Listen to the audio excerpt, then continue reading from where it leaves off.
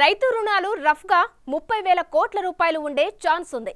అయితే 15 ఆగస్టు వరకు క్రాప్ లోన్లు మాఫీ చేస్తామన్న ధీమా సీఎం రేవంత్ కు ఎలా వచ్చింది? ఇప్పుడు ఇన్ని సవాళ్లు విసురుతున్న గత బీఆర్ఎస్ సర్కార్ రైతు రుణాలు పూర్తి స్థాయిలో ఎందుకు మాఫీ చేయలేకపోయింది? పాత బకాయిలను ప్రస్తుత ప్రభుత్వమే తీర్చాల్సిన పరిస్థితి ఎందుకు వచ్చింది? వీటిపై గులాబీ నేతలు రియాక్ట్ అవుతారా అన్న ప్రశ్నలను వినిపిస్తున్నారు కాంగ్రెస్ లీడర్లు.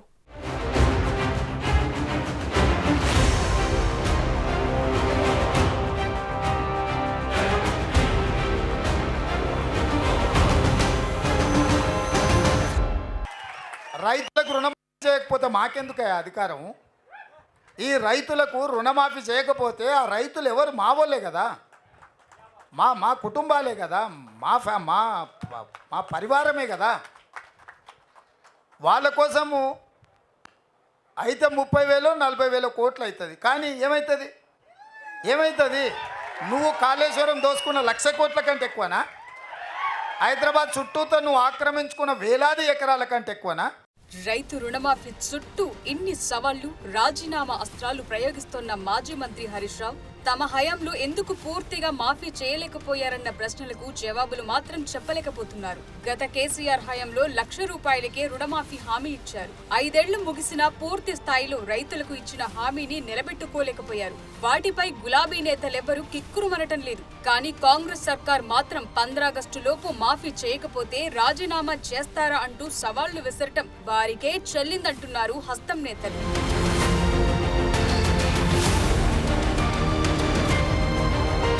నిజానికి గత బీఆర్ఎస్ ప్రభుత్వం 2018 ఎన్నికల హామీల్లో భాగంగా 1,00,000 రూపాయల రైతు రుణమాఫీ హామీని ప్రకటించింది. అయితే వారు అధికారంలో ఉన్నప్పుడు 4.5 ఏళ్లు ఈ మాఫీ హామీని నానుస్తూ వచ్చారు. కేసీఆర్ సర్కార్ పట్ల రైతుల్లో వ్యతిరేకత పెరగటంతో సరిగ్గా ఎన్నికలకు 4 నెలల ముందు రుణమాఫీని ముందేసుకున్నారు.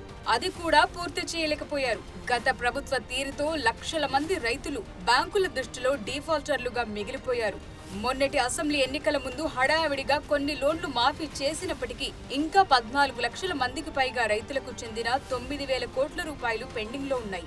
ఈ బాకీలను కూడా కొత్తగా వచ్చిన కాంగ్రెస్ ప్రభుత్వం చెల్లించాల్సిన పరిస్థితి ఏర్పడింది. కేసీఆర్ సర్కార్ తీర్చని హామీని కాంగ్రెస్ ప్రభుత్వం తీర్చాలని అడిగే దమ్ము, ధైర్యం గులాబీ నేతలకు ఉందా అన్నది హస్తం పార్టీ నేతల ప్రశ్న.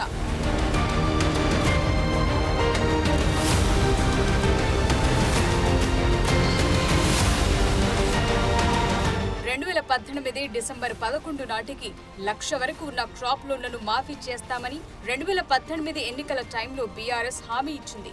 ఆ కట్ ఆఫ్ డేట్ నాటికి రాష్ట్రంలో 40.66 లక్షల మంది రైతులు 25,936 కోట్ల పంట రుణాలు తీసుకున్నట్లు స్టేట్ లెవెల్ బ్యాంకర్స్ కమిటీ తేల్చింది.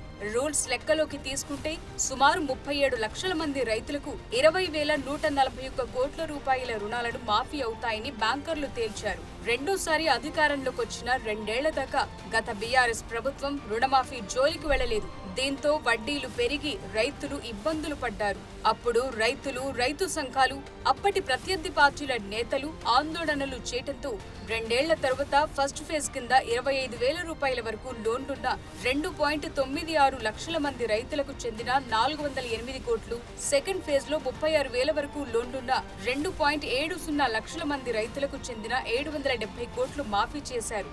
4.5 ఏళ్లలో కేవలం 5.66 లక్షల మంది రైతులకు చెందిన 1,207 కోట్లు మాత్రమే మాఫీ చేసింది గత కేసీఆర్ సర్కార్. 2023 అసెంబ్లీ ఎన్నికల టైంలో రైతుల నుంచి వస్తున్న వ్యతిరేకత నుంచి బయటపడేందుకు మిగతా క్రాప్ లోన్లను మాఫీ చేయాలని యత్నించినా అన్నీ చేయలేకపోయారు. హైదరాబాద్ ఓఆర్ఆర్ ను 30 ఏళ్లకు లీజ్ ఇవ్వటం ద్వారా వచ్చిన డబ్బును రుణమాఫీకి మళ్లించారు.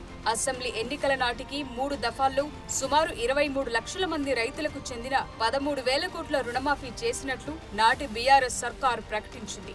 అంటే ఇంకా 14 లక్షల మంది రైతులకు చెందిన 7,140 కోట్ల లోన్లు మాఫీ కావాల్సి ఉంది. తీరా అవి కాస్త పెండింగ్ లో పడిపోయాయి. ఓవరాల్ గా గత సర్కార్ ఇవ్వని 9,000 కోట్లు ప్రస్తుత ప్రభుత్వం మాఫీ చేయాల్సిన పరిస్థితి.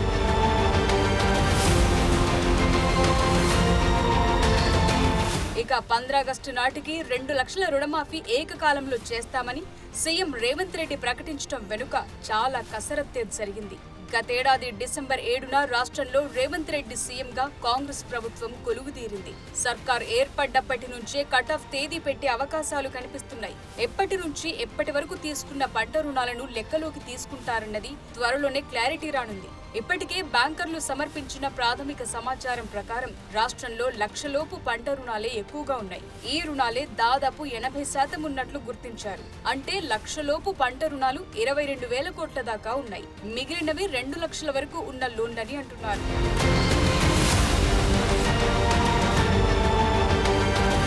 రైతులపై వడ్డీ భారం లేకుండా క్రాప్ లోన్లను ఎలా మాఫీ చేయాలనే విషయంపై రేవంత్ సర్కార్ ఇప్పటికే ప్రాథమిక కసరత్తు పూర్తి చేసింది. నిధుల సర్దుబాటు కోసం స్టేట్ లెవెల్ బ్యాంకర్ల కమిటీతో అలాగే ఇతర ఆర్థిక సంస్థలతో సంప్రదింపులు చేస్తున్నారు. 2 లక్షల వరకు ఉన్న పంట రుణాలు దాదాపు 30,000 కోట్ల మేర ఉంటాయని ప్రాథమికంగా అంచనా వేస్తున్నారు. గత బీఆర్ఎస్ ప్రభుత్వం మాదిరి చేస్తే రైతులపై వడ్డీ భారం పెరుగుతుందని, అసలు మాఫీ చేసిన లాభం రైతులకు దక్కదని కాంగ్రెస్ ప్రభుత్వం భావించింది. అందుకే ఏకకాలంలో మాఫీ వైపే మొగ్గు చూపుతున్నారు. 99,000 రూపాయల లోపు క్రాప్ లోన్లు మాఫీ చేశామని గత బీఆర్ఎస్ సర్కారు ప్రకటించినా చాలా మంది పంట రుణాలు సగం ఆ పైన అలాగే ఉండిపోయాయి. రైతులు బ్యాంకులకు వెళ్లి చూసుకుంటే సర్కార్ రిలీజ్ చేసిన సొమ్ము వడ్డీలకే సరిపోయింది. అసలు మాత్రం మళ్లీ అలాగే ఉండిపోయింది.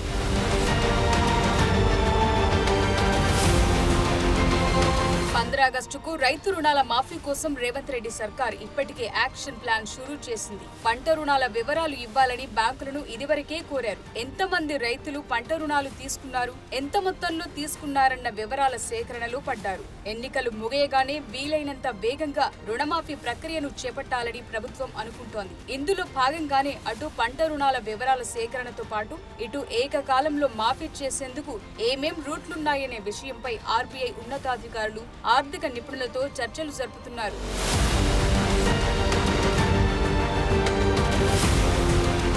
మొత్తం ప్రాథమికంగా చూస్తే 30,000 కోట్ల దాకా డ్రాప్ లోన్లు లెక్క తేలే అవకాశం ఉంది. దాన్ని మాఫీ చేయాలంటే ప్రభుత్వం దగ్గర ఆ మేరకు నిధులు ఖజానాలో అందుబాటులో ఉండవు. దీంతో కార్పొరేషన్ ద్వారా అప్పు తీసుకుని బ్యాంకులకు చెల్లించాలనే ఒక ప్రతిపాదన ఉంది. క్రాప్ లోన్ల మాఫీ కోసం ప్రత్యేకంగా ఒక కార్పొరేషన్ ను ఏర్పాటు చేయాలనుకుంటున్నట్లు సీఎం రేవంత్ రెడ్డి ఒక దశలో ప్రకటించారు కూడా. ఉమ్మడి ఏపీలో కాంగ్రెస్ ప్రభుత్వం చేసిన మాదిరి రైతు సాధికార సంస్థల ఒక కార్పొరేషన్ ను ఏర్పాటు చేసి దాని ద్వారా ప్రభుత్వం గ్యారంటీ ఇచ్చి రైతుల రుణాలను మాఫీ చేయాలని సర్కార్ అనుకుంటోంది. కార్పొరేషన్ కు ప్రభుత్వం గ్యారంటీ ఇచ్చి ఒకేసారి క్రాప్ లోన్ మొత్తాలను నేరుగా బ్యాంకుల నుంచి రైతుల ఖాతాల్లోకి మళ్లించాలని చూస్తున్నారు. అలా రైతుల ఖాతాల్లో జమ అయిన సొమ్మును లోన్ పేమెంట్ కింద బ్యాంకులు జమ చేసుకోనున్నాయి. ఇందులో కిస్తీల కింద నెలకు 500 కోట్ల చొప్పున ప్రభుత్వ ఖజానా నుంచి కార్పొరేషన్ ద్వారా బ్యాంకులకు చెల్లించటమా, 3 లేదా 6 నెలలకోసారి ఇవ్వటమా అనే దానిపై సమాలోచనలు చేస్తున్నారు. ఇది కుదరకపోతే మాఫీ చేయాల్సిన క్రాప్ లోన్లు మొత్తం రాష్ట్ర ప్రభుత్వమే టేక్ ఓవర్ చేయాలన్నది మరో ఆలోచన. దీంతో మాఫీ వెంటనే పూర్తవుతుంది. టేక్ ఓవర్ చేసిన పంట రుణాలకు ఇన్స్టాల్మెంట్లలో ప్రభుత్వమే బ్యాంకులకు చెల్లిస్తుంది. ఫలితంగా అటు రైతులకు ఏకకాలంలో మాఫీ జరగటంతో పాటు ప్రభుత్వానికి నిధుల వెసులుబాటుకు అవకాశం దొరుకుతుంది. ఈ రెండింటిలో ఒక ఫార్ములాకు ఇప్పటికే రేవంత్ సర్కార్ గ్రీన్ సిగ్నల్ ఇచ్చినట్లు తెలుస్తోంది.